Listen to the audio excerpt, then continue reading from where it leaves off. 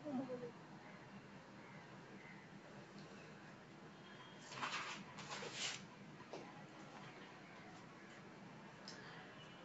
Class হলো আমরা চতুর্থ বর্ষ ভৌত অধ্যায় 1 সলভ ক্লাস নাম্বার 1। আজকে প্রবলেম না দিয়েছে সে প্রবলেম আলোচনা করা হবে। তো ফার্স্ট প্রবলেমটা আলোচনা করতেছি টিকাগুলো নিয়ে, শক্তির সমবন্টন নীতি। তো তোমাদের ফার্স্টে বলে রাখি ফিজিক্যাল কেমিস্ট্রি আমার কাছে এরকম নোট আছে প্রত্যেকটা অধ্যায়ের, মানে এই আমার খাতায় যে কয়টা প্রশ্ন আছে এই প্রশ্নগুলো যদি তোমরা পড়ো তাহলে ফিজিক্যাল কেমিস্ট্রি নিয়ে আর কোনো প্রবলেম হবে না। এখানে প্রত্যেকটা অ্যান্সার সাজেশন প্লাস মেন বই থেকে করানো হয়েছে, যার কারণে ভুল থাকার সম্ভাবনা খুবই কম রয়েছে।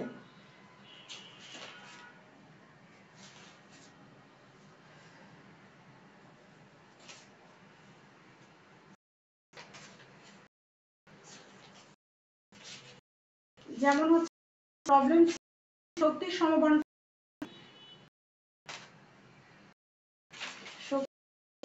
নীতি। এই যে দেখো সুন্দরভাবে কিন্তু এটা নোট করা আছে আমার কাছে, শক্তির সমবন্টন নীতি। আবার হচ্ছে প্রবলেম ছিল কঠিন পদার্থের তাপ ধারণের ক্ষেত্রে ডিবাই তত্ত্ব।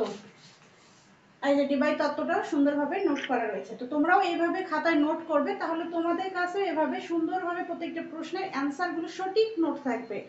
অনেক সময় সাজেশনে ভুল থাকে, বিভিন্ন বইয়ের প্রয়োজন পড়ে, সেই কারণে তোমরা অবশ্যই ক্লাসের পড়াগুলো নোট করবে।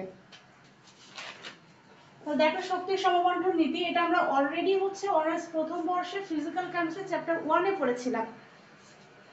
শক্তির সমবন্টন নীতি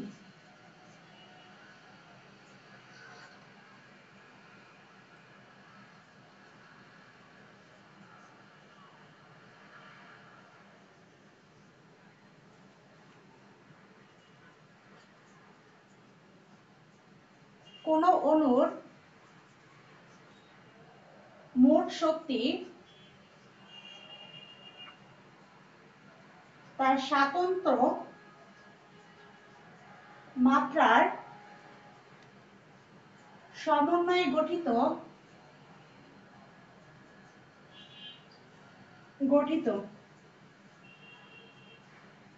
অণুর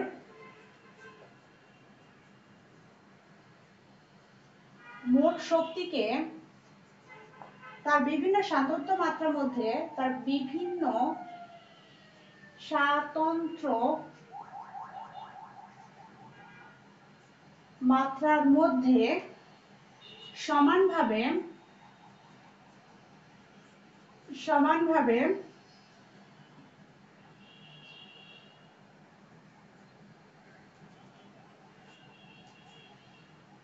সমান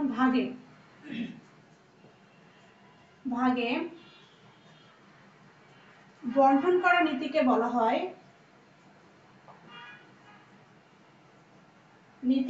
বলা হয় শক্তির সমবন্টন নীতি।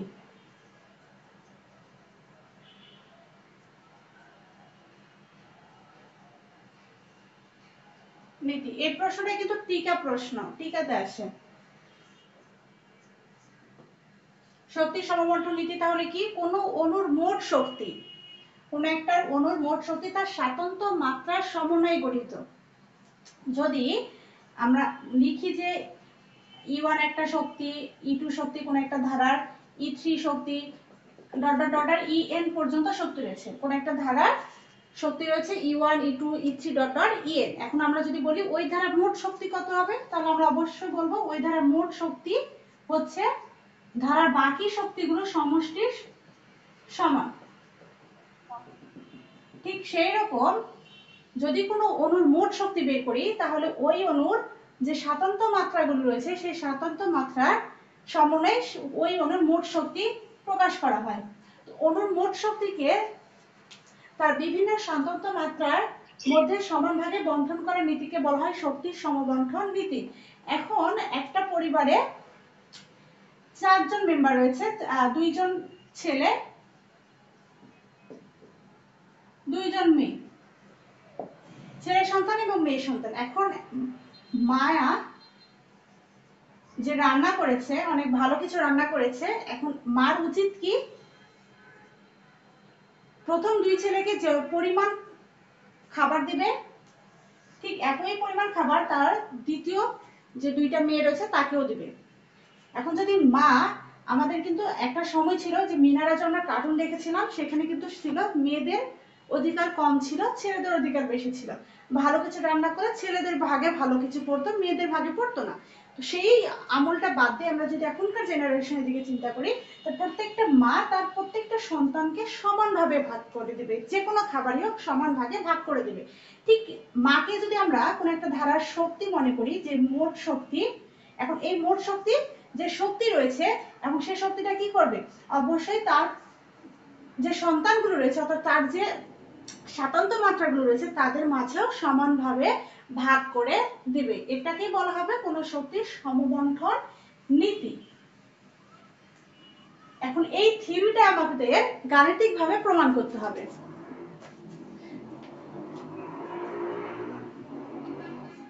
যখন কোনো সমীকরণ আমরা করব তখন অবশ্যই ব্যাখ্যা প্লাস প্রমাণ করতে হয়, এটা আমাদের নীতি। এখন এই নীতিটা ব্যাখ্যা করব, দেন প্রমাণ করব। এখন ব্যাখ্যায় দেখো, মনে করি তাপীয়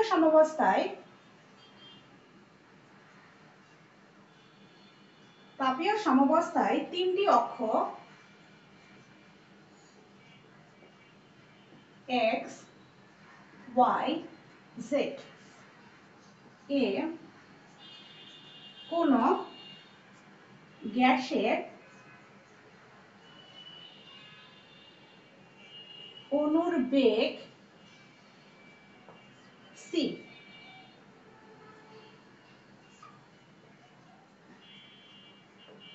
এটিকে তিনটা উপাংশে বিভক্ত করলে পাই,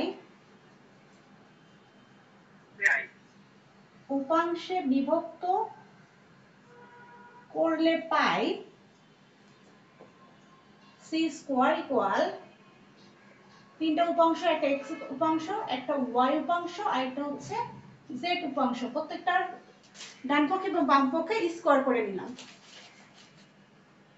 এখন এখানে আমরা লিখি যে এখানে এটা ব্র্যাকেটের মধ্যে লিখে দিবে, এটা শর্ত আর কি।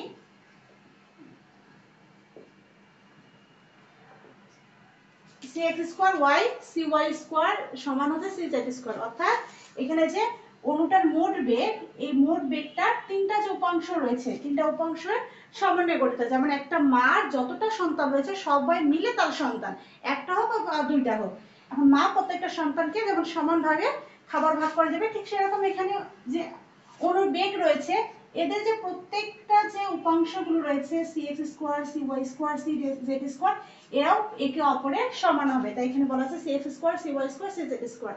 যেমন যে উদাহরণটা দিলাম, একটা মায়ের চারটা সন্তানের সমান ভাগে ভাগ অনুযায়ী খাবার পাবে, তো এ যে পরিমাণ পাবে এও সেই পরিমাণ পাবে, এও সেই পরিমাণ পাবে, তাই প্রত্যেকে সমান হবে।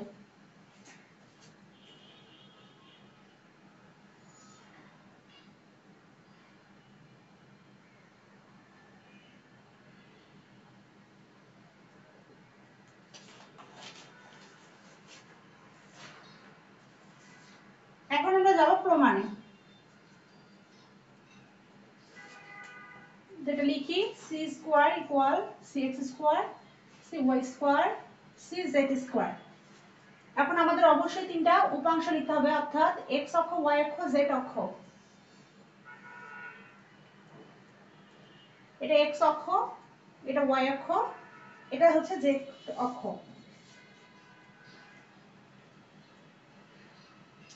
আমরা জানি যে c equal half m c square, এগুলো আমাদের এখন এই পাশে উপাংশ অনুসারে লিখতে হবে। তো x অক্ষ বরাবর লিখবো আমরা half m c square,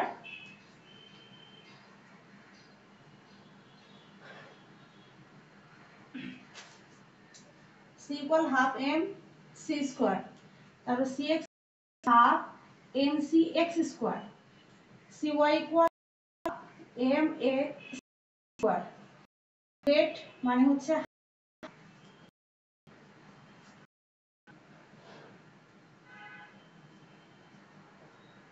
half m c C Z square. তাহলে উপাংশগুলো পাচ্ছি একটা x Y Z.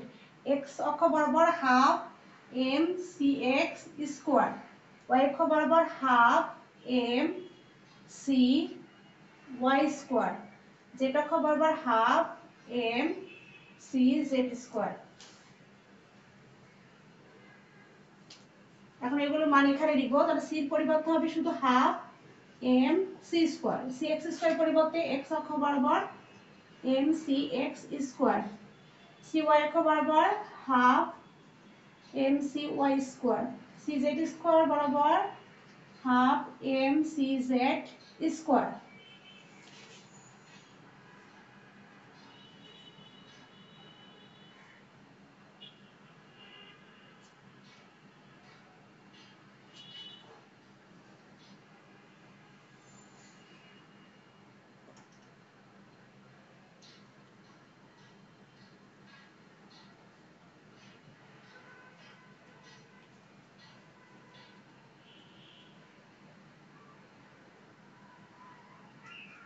Half M C square. এখন আমরা যে এখানে শর্ত দেখেছিলাম যে সি স্কোয়ার মানে c Y square, c Y square মানে সি জেড স্কোয়ার। তাহলে সবগুলোকে যদি আমরা m C x square Y M C Y square মানে যদি মনে করি এম সি এক্স স্কোয়ার, আর জেড স্কোয়ার এটা মানে যদি ধরি এম সি এক্স স্কোয়ার, তাহলে এখানে হচ্ছে কয়টা এম সি এক্স স্কোয়ার? একটা দুইটা তিনটা, 3 into 1/2 M C x square.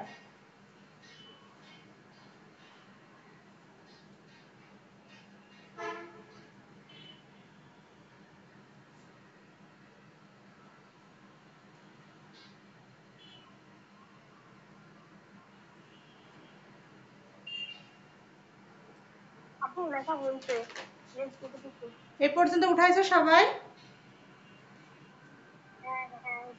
কারো কোনো সমস্যা আছে এই জায়গায়?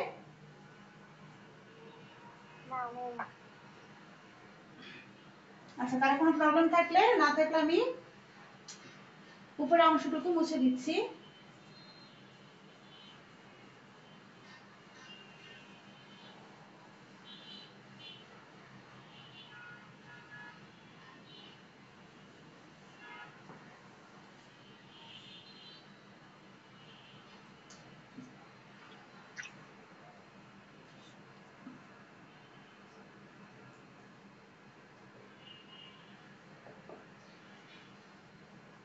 এক্স স্কোয়ার, তাহলে এই জায়গাটা আমরা লিখেছিলাম মূলত C Y square C Z square. এটা যেমন ছিল তেমনি লিখলাম, half M C Y square, Y square মানে আবার এক্স স্কোয়ার, তাই এখানে সি ওয়াই স্কোয়ার পরিবর্তে আমরা সি এক্স স্কোয়ার নিলাম। এখানে সি জেড স্কোয়ার মানেও আবার সি এক্স স্কোয়ার, যেহেতু সবগুলি সমান, এটার পরিবর্তে জেড এর পরিবর্তে আমরা এক্স স্কোয়ার নিলাম।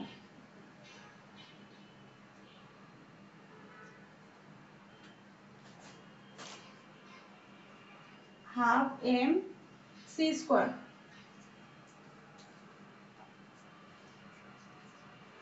এম সি স্কোয়ার, এর পাশে 3/2 এম সি এক্স স্কোয়ার।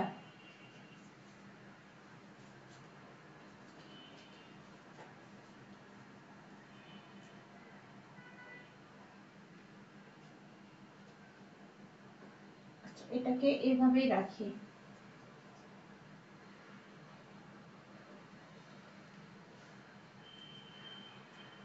এগুলো 3 গুণ ছিল 1/2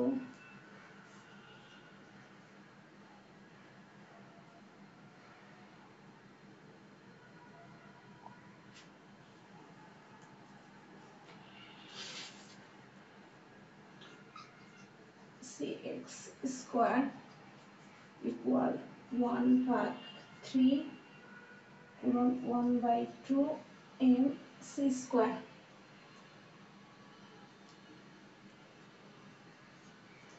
half m c x square equal 1/3 3/2 kt। এখানে ত্রিমাত্রিক ব্যবস্থায়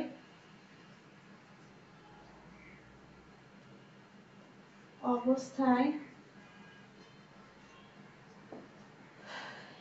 একটি অণুর গতিশক্তি 3/2 KT, half MC square equal 3/2 KT KT হয়। আর এখানে হাফ এমসি স্কয়ার পরিবর্তে আমরা 3/2 কেটি নিলাম।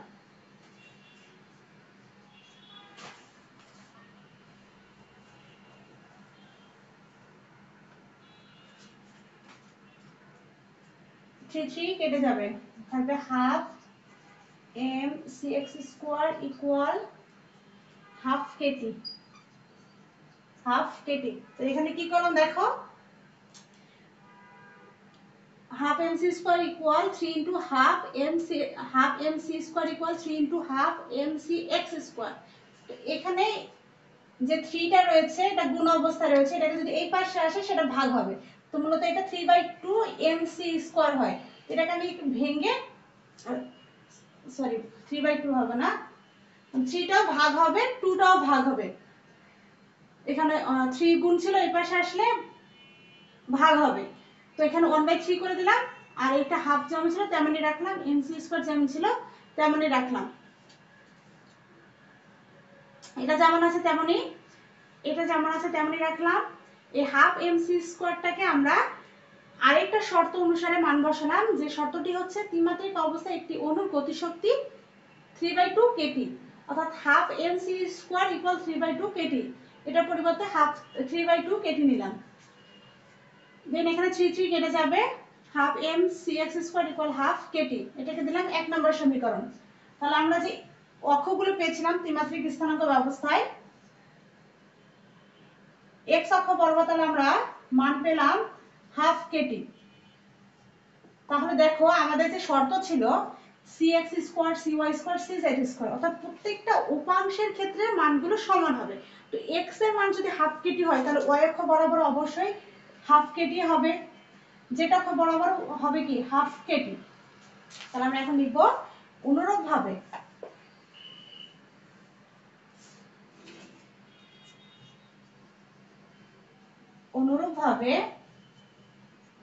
Half M C Y square equal half KT, 2 number সমীকরণ। হাফ এম সি জেড অক্ষ বরাবরও হাফ কেটি, 3 নম্বর সমীকরণ। এখন এগুলো যোগ করে দেব। অতএব মোট শক্তি ইকুয়াল এক্স অক্ষ বরাবর ওয়াই অক্ষ বরাবর জেড অক্ষ বরাবর।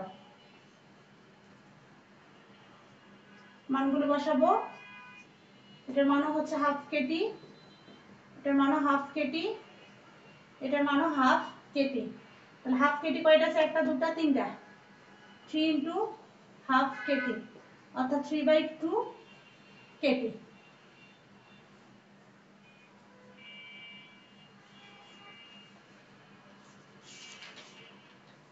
আমাদের যে প্রথমে যে ভাষাটুকু লিখেছিলাম ওখানে বলা ছিল কোন অণুর মোট শক্তি তার স্বাতন্ত্র মাত্রার সমন্বয়ে গঠিত। কোন অণুর মোট শক্তি, তাহলে এই যে আমরা মোট শক্তিটা পেলাম, এই মোট শক্তিটা কার কার সমন্বয়ে গঠিত, তার স্বাতন্ত্র মাত্রা।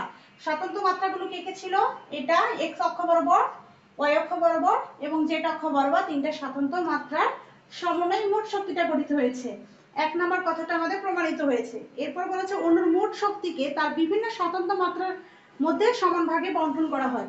অণুর মোট শক্তি তাহলে কত, 3/2 কেটি। এখন এটাকে যদি আমরা নিচের দিক থেকে ভাঙতে শুরু করি, 3/2 কেটি মানে হচ্ছে এ লাইন, তারপরে হচ্ছে এ লাইন। তো 3/2 কেটিটা কোথা থেকে আসছে, half KT half KT half Katie. এই হাফ কেটি কাদের মধ্যে বন্টন করা আছে, এক্স উপাংশ, ওয়াই উপাংশ এবং জেড উপাংশ। তাহলে অণুর মোট শক্তি মূলত তার যে উপাংশগুলো রয়েছে এদের প্রত্যেকটাতে সমানভাবে বন্টন করে দেওয়া আছে। এও হাফ পাইছে, এও হাফ পাইছে, এই 3/2 পাইনি, তিনজনই সেম মান পেয়েছে, অর্থাৎ সমানভাবে বন্টন করে দেওয়া হয়েছে। এটাই হচ্ছে শক্তির সমবন্টন নীতি। তাহলে কোনো অণুর মোট শক্তি 3/2 কেটি, আর কোনো অণুর একটি মাত্রা শক্তি ক্ষেত্রে হয় হাফ কেটি। এটাকে আবার ফ্রিডম সংখ্যা বলা হবে। ক্লিয়ার? কোনো প্রবলেম থাকলে বলো। না আপু, প্রবলেম নেই।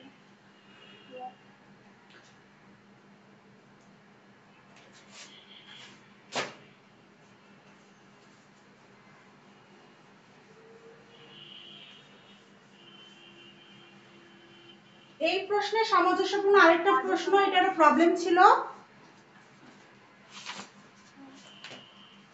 প্রশ্নটি হচ্ছে কঠিন পদার্থের না সরি এটা না, কঠিন পদার্থের তাপ ধারণ ক্ষমতার আইনস্টাইন তত্ত্ব, অথবা এই প্রশ্নটা হচ্ছে আবার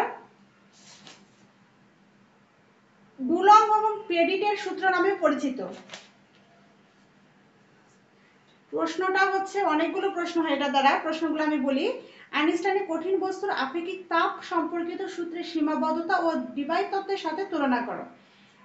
শক্তির সমবন্টন নীতির ভিত্তিতে কঠিন পদার্থে আপেক্ষিক তাপ সম্পর্কিত ডুলং পেডিটের সূত্রটি প্রতিপাদন করো। এর সীমাবদ্ধতা কি কি, আইনস্টাইন কিভাবে এই সীমাবদ্ধতাগুলো অতিক্রম করেন। অথবা আইনস্টাইনের কঠিন বস্তুর আপেক্ষিক তাপ সম্পর্কিত তত্ত্ব আলোচনা করে এই তত্ত্বের দুর্বলতা কি কি। টিকা কঠিন পদার্থের তাপ ধারণ ক্ষমতা আইনস্টাইন তত্ত্ব। মূলত আমরা এটাকে তাহলে আইনস্টাইন তত্ত্বের ভিত্তিতে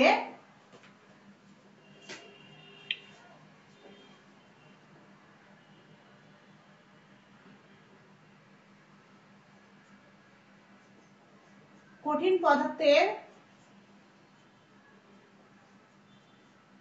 তাপ ধারণ,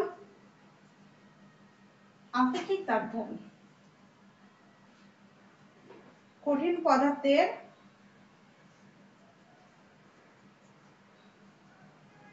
আপেক্ষিক তাপ সম্পর্কিত তত্ত্ব অথবা ডুলং পেডিটের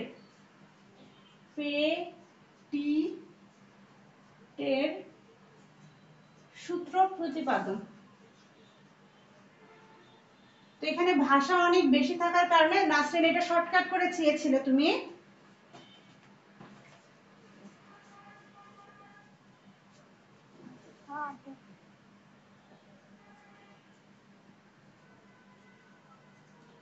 দেখো সমাধান দেখো,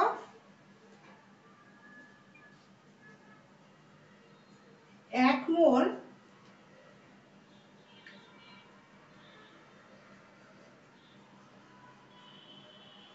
পদার্থ বিশিষ্ট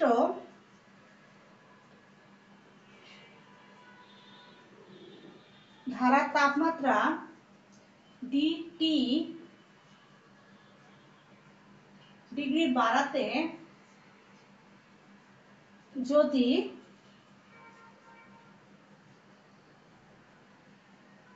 কিউ পরিমাণ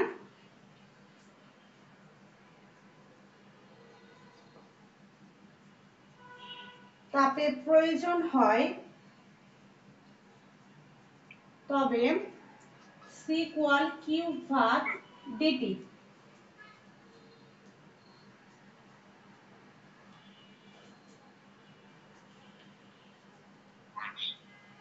এখন আমাদের প্রশ্নে বলেছিল আপেক্ষিক তাপ, তো এটাকে প্রকাশ করা হয় সিভি দ্বারা, মোলার আপেক্ষিক তাপ, স্থির আয়তনে মোলার আপেক্ষিক তাপ এবং স্থির চাপে মোলার আপেক্ষিক তাপ আমরা পড়েছিলাম সিভি আর হচ্ছে সিপি, এটার মধ্যে সম্পর্ক পড়েছিলাম সিভি সিপি, এগুলা কিন্তু আমরা পড়েছিলাম সেকেন্ড ইয়ারে। এছাড়াও ইন্টারমিডিয়েটে সেকেন্ড পার্ট যেটা ছিল পদার্থবিজ্ঞান, রেড কালার একটা বই ছিল, ওখানে প্রথম অধ্যায়ে আমরা পড়েছিলাম।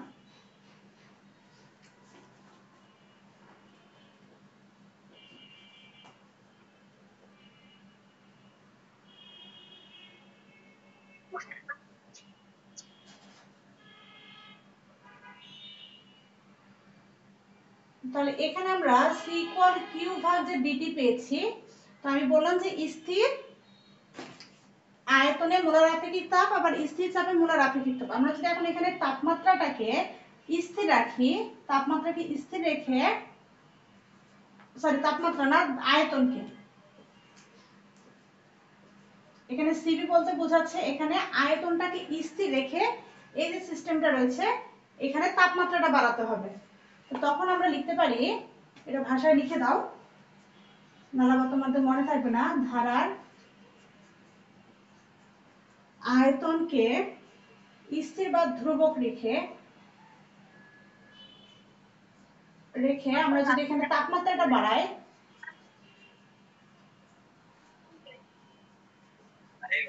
বৃদ্ধি করা হলে সি কে সিভি দ্বারা প্রকাশ করা হয়। সি কে সিভি দ্বারা প্রকাশ করা হয়, অর্থাৎ তাহলে আমরা এটাকে লিখতে পারি সিভি। এখানে সি এর কাছে ছোট্ট করে ভি দিতে হবে, আবার তোমরা লেভেলে সিভি দিও না, ঠিক আছে? এটা দেওয়া যাবে না, এটা আমাদের কিন্তু কারিকুলাম ভিটা হয়ে যাবে, যেটা আমরা ইংরেজিতে সিভি লিখি। সির নিচে ছোট্ট করে ভি দিতে হবে। এই ছোট্ট করে ভি দ্বারা বোঝাবে এখানে আয়তনটা স্থির রয়েছে। আরেকটা জায়গায় বুঝবে যে এরকম সেকেন্ড ব্র্যাকেট দিয়ে ছোট্ট করে একটা করে জিনিস দেওয়া থাকে, যেমন পি, কোথাও টি দেওয়া থাকে, এখানে কিছু লেখা থাকে, যেমন ধরো ডি বাই ডি ডিএক্স দিলাম, এখানে ছোট্ট করে একটা টি দেওয়া থাকে, এগুলো মানে বুঝবে যে এগুলো ওই ধারার বা ওই সিস্টেমে স্থির রয়েছে। ঠিক সেরকম এখানে সি ভি এইভাবে হবে না, সি ছোট করে ভি দিতে হবে।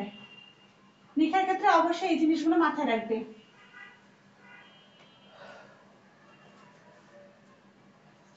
লেখাটা হচ্ছে কিউভি ডিটি। এখন আমরা জানি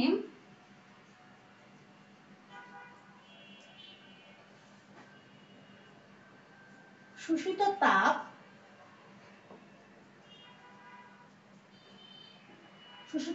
হচ্ছে কিউভি। শোষিত তাপ কিউভি ধারার অভ্যন্তরীণ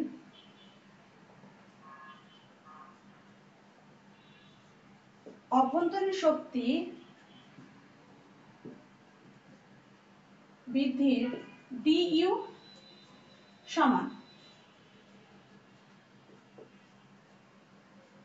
তাহলে অর্থাৎ সিবি ইকুয়াল কিউ ভির পরিবর্তে আমরা ডিইউ লিখতে পারি, বিকজ কিউভি এবং ডিইউ সমান। সিদ্ধান্তটা কোথা থেকে পেলাম? উপরে লিখে দিয়েছি, শোষিত তাপ কিউভি ধারা অভ্যন্তরীণ শক্তি বৃদ্ধি ডিইউ এর সমান। তাই আমরা কিউভির পরিবর্তে এখানে ডিইউ নিতে।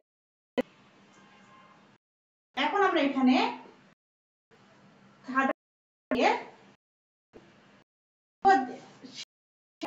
বা সেই প্রতীকটাকে যেটা সিস্টেমে ধ্রুবক বা স্থির নিয়েছিলাম, কোনটাকে নিয়েছিলাম? আয়তনকে, তাই এখানে ভি দিব। এটাকে দিলাম 1 নম্বর সমীকরণ। তো ফার্স্টে লিখলাম 1 মোল পদার্থ বিশিষ্ট ধারার তাপমাত্রা ডিটি ডিগ্রি বাড়াতে যদি কিউ পরিমাণ তাপের প্রয়োজন হয় তবে সি ইকুয়াল কিউ ভাগ ডিটি হবে। এখন এখানে এই সিটাকে আমাদের প্রশ্নে আপেক্ষিক তাপের পরিবর্তন করতে হলে আমাদের জানতে হবে যে কোনো একটা সিস্টেমে যদি আমরা একে স্থির আয়তনে মোলার আপেক্ষিক তাপে সংজ্ঞায়িত করি তাহলে সেখানে আয়তনকে স্থির বা ধ্রুবক রাখতে হবে এবং তাপমাত্রাটাকে বাড়াতে হবে, তখন আমরা সি কে সিবি দ্বারা প্রকাশ করতে পারি। প্রকাশ করে নিলাম। এরপর আমরা এখানে কিউভির পরিবর্তে মান নিয়ে আসবো অভ্যন্তরীণ শক্তির বৃদ্ধি ডিইউ। তা আমরা জানি শোষিত তাপ এবং অভ্যন্তরীণ শক্তি বৃদ্ধি ডিইউ সমান। ইউ মানে আমরা জানি হচ্ছে অভ্যন্তরীণ শক্তি, আর কিউ মানে হচ্ছে শোষিত শক্তি। তাপগতিবিদ্যার তৃতীয় সূত্র সম্পর্কে যদি জ্ঞান না থাকে তাহলে অবশ্যই ক্লাস শেষে গুগল থেকে তাপগতিবিদ্যার বিভিন্ন সূত্রগুলো এবং প্রতীকগুলো জানার চেষ্টা করবে, তাহলে বুঝতে পারবে কোন প্রতীক দ্বারা কি বুঝিয়েছে।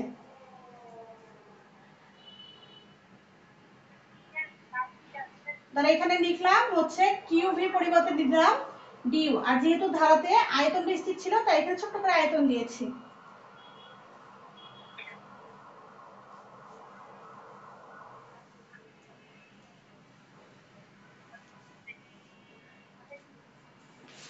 এখন এখানে আরো কিছু কথা বলা আছে, আমি ওগুলাকে ইগনোর করলাম, সরাসরি আমি চলে যাব শক্তির সমবন্টন নীতি।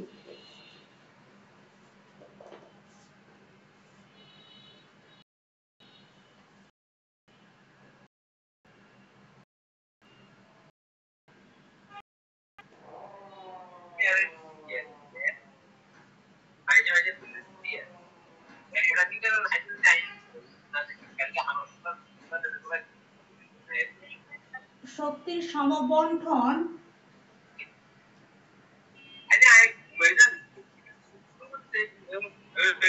ক্লাসে কথা বলো না, ক্লাসে প্রবলেম হবে, ক্লাসে কথা বলো না। মিউট করে কথা বলো।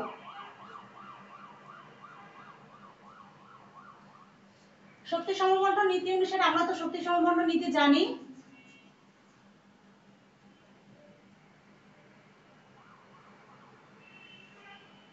প্রতি ফ্রিডম সংখ্যা হতে হাফ কেটি পরিমাণ শক্তি অণুতে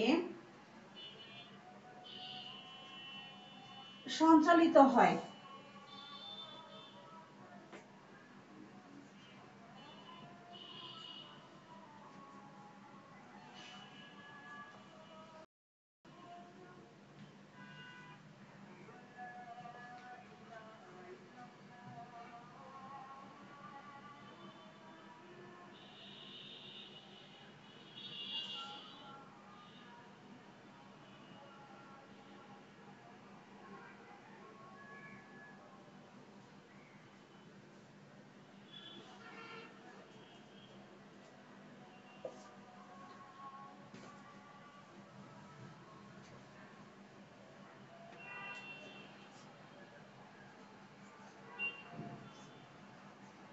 এখন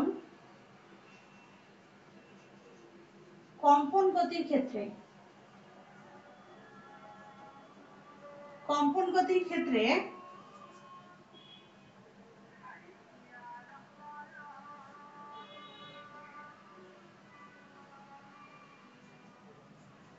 স্থতিক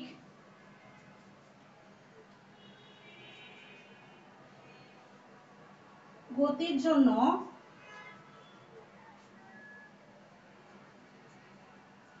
সঞ্চালিত শক্তির পরিমাণ হাফ কেটি। কম্পন গতির ক্ষেত্রে স্থিতিক গতির জন্য সঞ্চালিত শক্তির পরিমাণ হাফ কেটি। তো কম্পন গতিতে দুইটা গতি থাকে, একটা স্থিতিক গতি আর একটা হচ্ছে গতীয় প্রকৃতির গতি। সঞ্চালিত শক্তির পরিমাণ হাফ কেটি। তাহলে কম্পন গতির ক্ষেত্রে সুতরাং একটি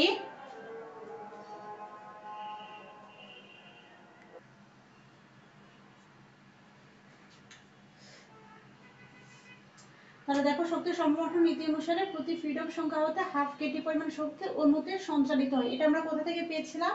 আমরা একটু আগে যেই শক্তি সমবন্টন নীতি প্রমাণ করলাম ওখানে কিন্তু আমরা পেয়েছিলাম যে কোনো ধারার বা সিস্টেমে মোট অণুর শক্তি তার স্বাতন্ত্র মাত্রায় সমানভাবে বণ্টিত হয়, হাফ কেটি এক্স অক্ষ বরাবর, ওয়াই অক্ষ বরাবর এবং জেড অক্ষ বরাবর। সেখান থেকে আমরা জানলাম যে প্রতি ফ্রিডম সংখ্যা হতে হাফ কেটি পরিমাণ শক্তি প্রত্যেকটা অণুতে সঞ্চালিত হয়। এখন কম্পন গতির ক্ষেত্রে দুই ধরনের গতি কাজ করে, একটা স্থিতিক গতি আর একটা হচ্ছে গতীয় গতি। স্থিতিক গতির জন্য সঞ্চালিত শক্তির পরিমাণ হাফ কেটি, গতীয় গতির জন্য সঞ্চালিত শক্তির পরিমাণ হাফ কেটি। অতএব একটি কম্পন ফ্রিডম সংখ্যার জন্য সঞ্চালিত মোট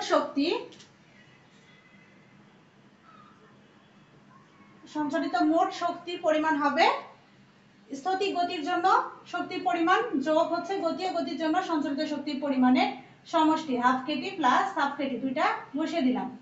এখানে হাফ কেটি এখানে হাফ কেটি লসাগু করলাম, উভয় পাশে 2 তাহলে 2 হবে, উপরে হচ্ছে কেটি প্লাস কেটি মানে দুইটা কেটি, উপরের কেটি নিচের কেটি, উপরের 2 আর নিচের 2 কেটে গেলে থাকবে শুধু কেটি। কঠিন পদার্থের ক্ষেত্রে প্রতিটি পরমাণুর সঞ্চালিত শক্তি হবে কেটি। এখন কঠিন পদার্থ, আমাদের প্রশ্নে তো ছিল কঠিন পদার্থের আপেক্ষিক তাপ ধারণ ক্ষমতা, আইনস্টাইনের তত্ত্ব। তো আইনস্টাইনের তত্ত্ব মতে যে কঠিন পদার্থের ক্ষেত্রে কোন অণুর ক্ষুদ্রতম কণাকে হচ্ছে পরমাণু, তাহলে কঠিন পদার্থের ক্ষেত্রে প্রতিটি পরমাণুর সঞ্চালিত শক্তি হবে কেটি। কঠিন মৌলিক পদার্থে কোনো অণু থাকে না, কঠিন মৌলিক পদার্থের ক্ষুদ্রতম কণাই হলো পরমাণু। সুতরাং কঠিন পদার্থের ক্ষেত্রে প্রতিটি পরমাণু প্রতিটি কম্পন ফ্রিডম সংখ্যার জন্য সঞ্চালিত শক্তির পরিমাণ হবে কেটি। ওই লাইনটুকু আমি শর্টকাটে বলে দিচ্ছি, পদার্থের পরমাণু শক্তি হবে, অর্থাৎ কঠিন পদার্থের ক্ষেত্রে পরমাণুর মোট এখানে ছোট্ট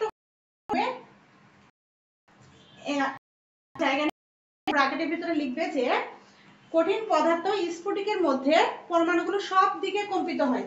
তো কোনো কঠিন পদার্থ সব দিকে সঞ্চালিত হয়, মূলত 3 দিকে সঞ্চালিত হচ্ছে, তাই এখানে 3 কেটি। যদি আমরা x অক্ষ y অক্ষ z অক্ষ নেই, তো এদিকেও কম্পিত হবে, এদিকেও সঞ্চালিত হবে, এদিকেও সঞ্চালিত হবে, তাহলে কয়টা দিকে হচ্ছে? 3টা দিকে। তাহলে কঠিন পদার্থের ক্ষেত্রে পরমাণুগুলো তার প্রত্যেকটি অক্ষ বরাবর কম্পিত হয়। কয়টা অক্ষ বরাবর? 3টি অক্ষ বরাবর, তাই 3 কেটি। এখন এখানে লিখলাম কেটি পরিবর্তে লেখা যায় আর এম।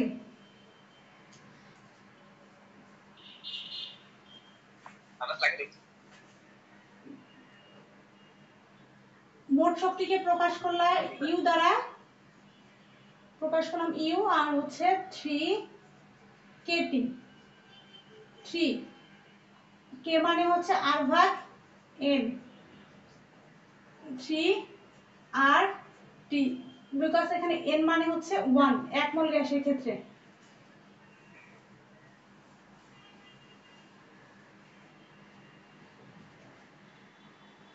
এটাকে দিলাম আমি 2 নম্বর সমীকরণ। তো আমাদের 1 নম্বর সমীকরণ ছিল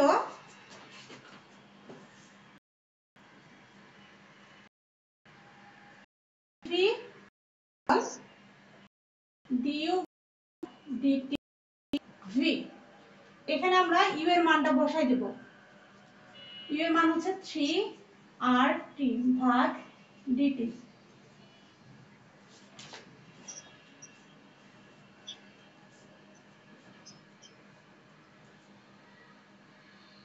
এখানে d ছিল,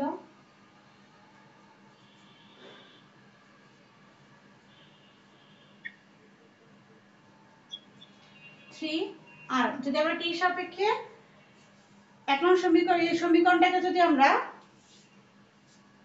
এটাকে যদি 3 নম্বর সমীকরণ তোমাদের লিখেই দেই, 3 নং কে তাপমাত্রার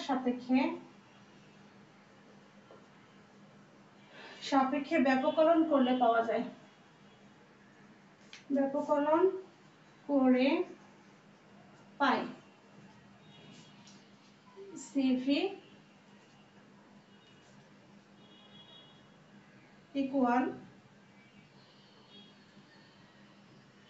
3r। কারণ এখানে হচ্ছে 3 ধ্রুবক, এখানে আরও হচ্ছে ধ্রুবক। কার সাপেক্ষে করতেছি আমরা? টি সাপেক্ষে করতেছি, তাহলে এখানে অবশ্যই টিটা আর থাকবে না, তাহলে থাকবে শুধুমাত্র 3r। এখন 3 কঠিন পদার্থের ক্ষেত্রে আর এর মান বসাবো 1.9856। তো এটা অপশনাল, এটা তোমরা দিতেও পারো, নাও দিলেও হবে, কোনো সমস্যা নেই। এখান থেকেও তোমরা প্রমাণিত করতে পারো। তাহলে এখানে প্রমাণিত হচ্ছে সব কঠিন পদার্থের মোলার তাপ ধারণ ক্ষমতা, তো সব কঠিন পদার্থের মোলার তাপ ধারণ ক্ষমতা 3r এর সমান এবং তা তাপমাত্রার উপর নির্ভরশীল নয়। এটাই হচ্ছে তাহলে কঠিন পদার্থের ক্ষেত্রে আইনস্টাইনের তত্ত্ব, বা আমাদের হচ্ছে সূত্রটা কি ছিল? ডুলং পেডিটের সূত্র। ডুলং পেডিটের সূত্র বা কঠিন পদার্থের ক্ষেত্রে তাপ ধারণ, আইনস্টাইনের তত্ত্বের ক্ষেত্রে বলেছিল যে কঠিন পদার্থের ক্ষেত্রে তাপ ধারণ ক্ষমতা 3r এর সমান হবে এবং তা তাপমাত্রার উপর নির্ভরশীল হবে না। এখানে কোথাও কিন্তু তাপমাত্রা নেই। তাহলে এটাই হচ্ছে আমাদের প্রাপ্ত সমীকরণ। তো আজকে ক্লাস এই পর্যন্ত। নেক্সট ক্লাসে এই চ্যাপ্টারের বাকি যে প্রবলেমগুলো রয়েছে সেগুলো নিয়ে ক্লাস 2 তে আলোচনা করা হবে। ধন্যবাদ সবাইকে, আল্লাহ হাফেজ।